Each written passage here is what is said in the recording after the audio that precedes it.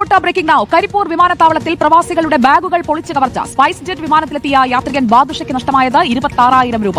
എയർപോർട്ടിനകത്ത് വെച്ചാണ് കവർച്ച നടന്നത്. പൊളിച്ച നിലയിലാണ് പ്രവാസികൾക്ക് ലഗേജ് ലഭിക്കുന്നത്. നിരവധി പരാതികളാണ് പോലീസ് സ്റ്റേഷനിൽ എത്തുന്നത്.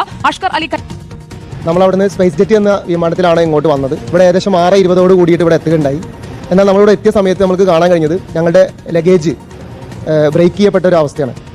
അതിൻ്റെ പൂട്ടും മറ്റു കാര്യങ്ങളൊക്കെ പൊളിച്ച് അത് വളരെ നശിപ്പിച്ച രീതിയിലാണ് കാണാൻ കഴിഞ്ഞത്. ഇതിലും നല്ല ഉമ്മമാർക്ക് മറ്റേത് നാം പോകണല്ലോ അല്ലേ? ഒന്ന് ആലോചിച്ച് നോക്കിങ്ങള്. പാവപ്പെട്ട പ്രവാസികൾ നാട്ടിൽ പോകാൻ നേരത്ത് 2-3 മാസത്തെ ശമ്പളത്തിൽ നിന്ന് മിച്ചം വെച്ച് ഇങ്ങനെ പൈസ ഒക്കെ എടുത്ത് സ്വരൂപിച്ച് വെച്ചിട്ട് വേണ്ടപ്പെട്ടവർക്ക് സാധനങ്ങളൊക്കെ മേടിച്ചിട്ട് സന്തോഷത്തോടു കൂടി നാട്ടിൽ പോകുമ്പോ ഇമ്മാതിരി തോന്നിയാസം ചെയ്യുന്നവരൊക്കെ എന്താ ചെയ്യേണ്ടത്? നിങ്ങളൊന്ന് ആലോചിക്കും. ഇതിന്റെ പിന്നിലൊക്കെ വലിയ വലിയ ലോബികൾ ഉണ്ടെന്ന് നിങ്ങളെ പറയണമായിരുന്നല്ല. ഇത് ചെറിയ കളിയൊന്നല്ല. എത്ര കാലായത്?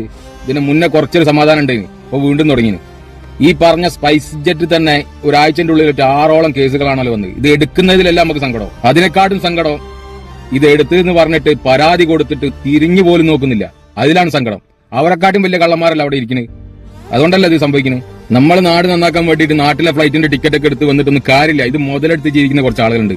കഴിയണതും നമ്മളെ നാട്ടിലെ ഫ്ലൈറ്റുകൾ എടുക്കാത്ത നല്ലത്. മറ്റുള്ള രാജ്യങ്ങളിലെ ഫ്ലൈറ്റുകളിൽ ടിക്കറ്റ് എടുത്ത് വന്നു കഴിഞ്ഞാൽ പരാതി കൊടുത്തു കഴിഞ്ഞാൽ ഓരെത്രയും പെട്ടെന്ന് അതിനുള്ള മറുപടി തരും. ഒരുപാട് ആൾക്കാർക്ക് നഷ്ടപരിഹാരം കിട്ടിയിട്ടുണ്ട്.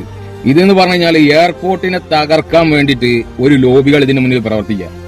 പച്ചക്ക് പറഞ്ഞാൽ എന്താ? ഇതിങ്ങനെ സ്ഥിരം വാർത്തകൾ കേട്ടിട്ട് ഇതിങ്ങനെ കണ്ടുപോയിട്ട് കാര്യമില്ല. ഇതിനെതിരെ പ്രതികരിക്കൽ നിർബന്ധമായിരുന്നു. ഇത് ചെയ്യാൻ പറ്റുന്ന എന്താ അറിയോ? പ്രവാസി സംഘടനകൾ മുന്നിട്ട് ഇറങ്ങിക്കൊണ്ട് കരിപ്പൂർ എയർപോർട്ട് അതോറിറ്റി ജീവനക്കാർക്കുള്ള ദുരിതാശ്വാസ നിധി എന്ന് പറഞ്ഞിട്ട് പ്രവാസി സംഘടനകൾ ഒരു ഫണ്ട് സ്വരൂപണം നടത്തുക. ഫണ്ട് സ്വരൂപിക്കുക. എന്നിട്ട് ഈ തമ്മാടികൾക്ക് തിന്നാൻ കൊടുക്കുക. എന്നിട്ട് ഓരോട് പറയാം, നിങ്ങൾ പെട്ടി പൊളിക്കാൻ നിൽക്കണ്ട, നിങ്ങൾക്കുള്ള ഫണ്ട് ശേഖരണം നടന്നിട്ടുണ്ട്, തീർച്ചയായിട്ടും നിങ്ങൾക്കുള്ള കിട്ടുമെന്ന് പറഞ്ഞാൽ മതി.